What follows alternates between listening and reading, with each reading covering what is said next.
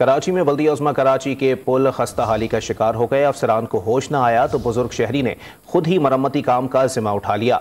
Hasan square पर कायम पुल से खतरनाक सरिया निकला हुआ था जो किसी भी हादसे का सबब बन सकता था। मजीद जानते हैं टॉन न्यूज़ के नुमाइंदे इमरान आहद से। जी इमरान आहद खान, तफसीलात से आगाह कीजिएगा, बुजुर्ग शहरी का क्या कहना है इस बारे में? जी देखिए, बिल्कुल बल्दिया उस्मा कराची की नाअहली तो हमें शहर के मुख्तलिफ इलाकों में नजर आती है। कराची बल्दिया उस्मा कराची का ये ब्रिज है जो खस्ता हाली का शिकार हो गया था। अफसरान जो होश में ना आए तो कराची के एक शहरी हैं, बुजुर्ग शहरी हैं, वो खुद ही मरम्मती काम की जिम्मेदारी उठा ली। उनका यही कहना है कि यहाँ पर आए दिन हादसा होते हैं, जिसको देखते हुए उन्होंने ये जिम्मेदारी उठाई है कि अब मरम्मती काम वो खुद करें।